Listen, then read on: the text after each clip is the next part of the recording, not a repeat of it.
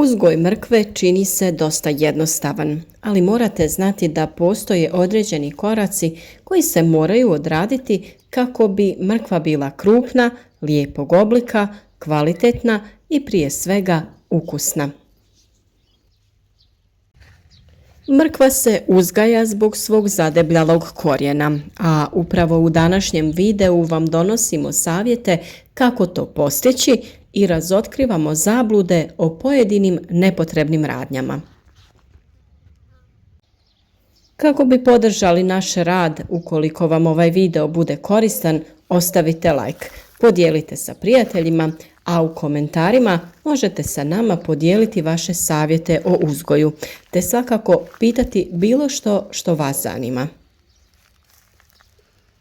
Zadebljavanje korijena započinje kada se razvije oko 70% lisne mase, a tehnološka zrelost za vađenje nastupa kada počnu žutjeti vrhovi lišća, naročito onog donjeg. Baš tada završava proces nakupljanja asimilata u korijenu. Korijen je tada najbogatiji šećerima i beta-karotenom, te je najboljeg ukusa. Dakle, da bi korijen uopšte počeo debljati, lisna rozeta mora biti dovoljno razvijena. Tu je važno da se prilikom sijanja mrkva sije na pravilan razmak kako bi imala prostora za rast i razvoj. Sa vama smo u proljeće podijelili savjet kako se to može uraditi uz pomoć traka od toalet papira.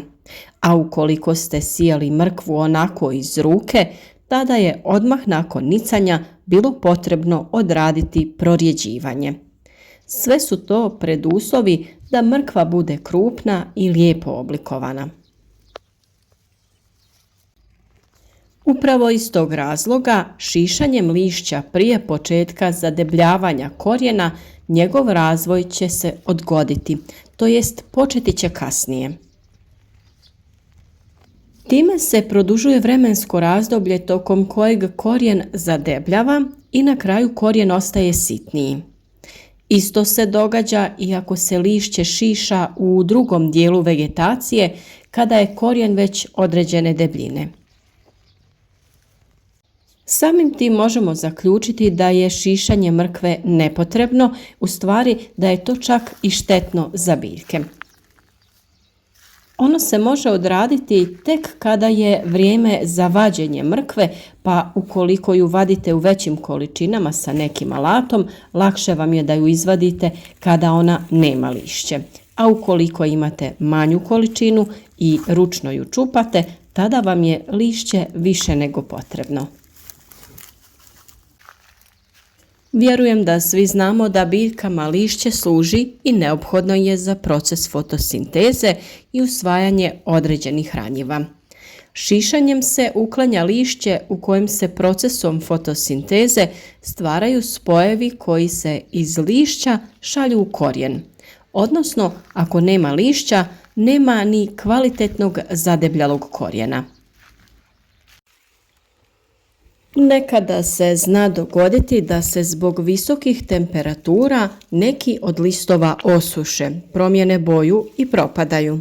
Možda se to dogodi i uslijed kišnog vremena ili kada lišće dodiruje tek zalivenu zemlju, pa ono trune na vlažnom tlu.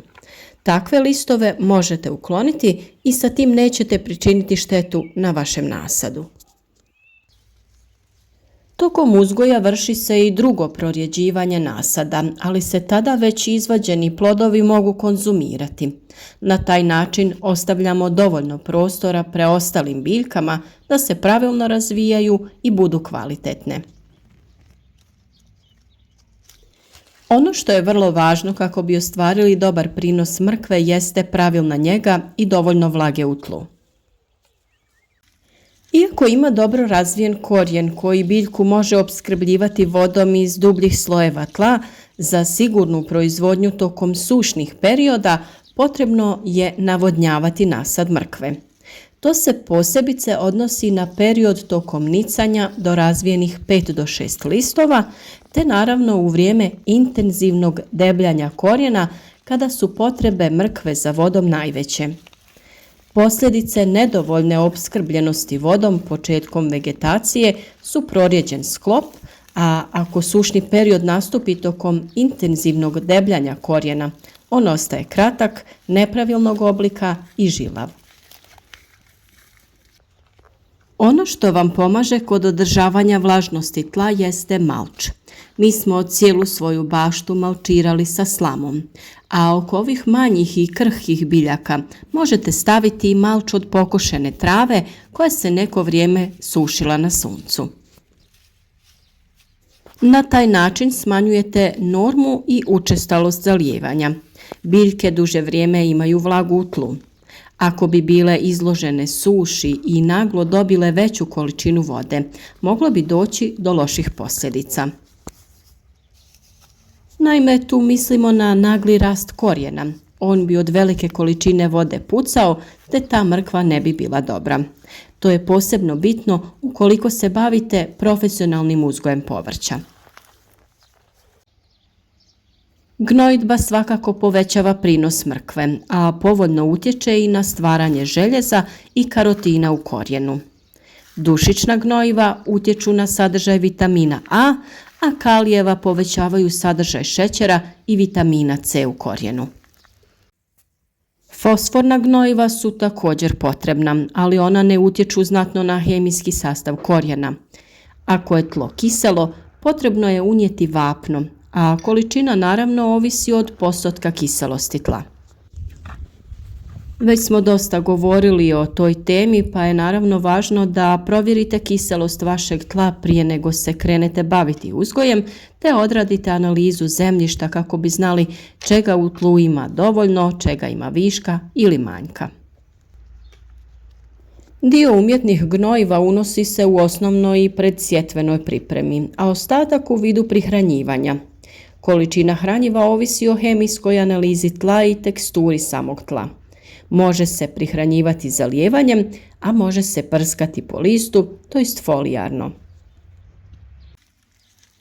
Svakako idealna prihrana tokom vegetacije je ona tekućim hranjivom od gaveza i koprive u omjeru 1:2. Gavez osigurava korijenu mrkve potreban kalij, a kopriva daje potreban dušik listu mrkve kako bi bilo zdravo i bujno. Recepte za ovakva prirodna hranjiva svakako možete potražiti u nekom od prethodnih videa na našem kanalu. Mi smo vam također u nekim našim videima predstavili organomineralna hranjiva kompanije Zoberbach. To su tečna hranjiva koja su dozvoljena i u organskoj proizvodnji. Jedno takvo je i Quality. To je mikrokapsulirano tečno organomineralno hranjivo sa naglašenim sadržajem kalija i ne sadrži nitrate, sulfate, hloride i karbonate. U ponudi također imaju i Vital Power Fos, tečno organomineralno hranjivo koje predstavlja novu generaciju 3 do 4 puta efikasnijeg rastvorljivog organskog fosfora sa dodatkom humina i ugljenih hidrata.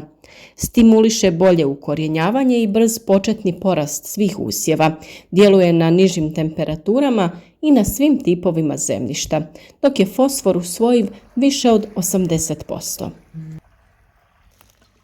Jedno od najčešćih pitanja kada je mrkva u pitanju jeste koliko dugo može da ostane u zemlji, odnosno da li će ukus biti bolji ako se izvadi iz zemlje kada je manja.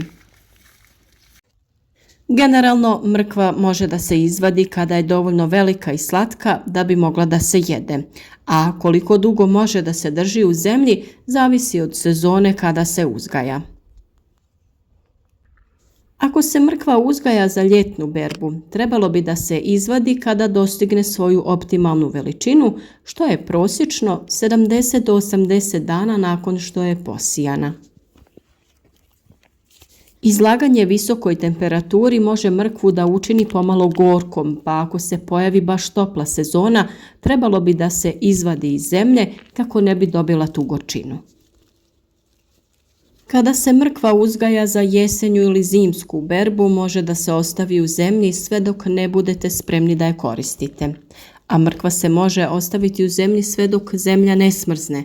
U toplijim krajevima to može značiti i boravak u zemlji sve dok kasne jeseni, pa čak i u zimu. Pazite samo na vremenske prilike jer velika kiša nakon sušnog perioda može dovesti do toga da mrkve puknu, kao što sam već spomenula, pa je najbolje da ih izvadite prije nego što se to dogodi.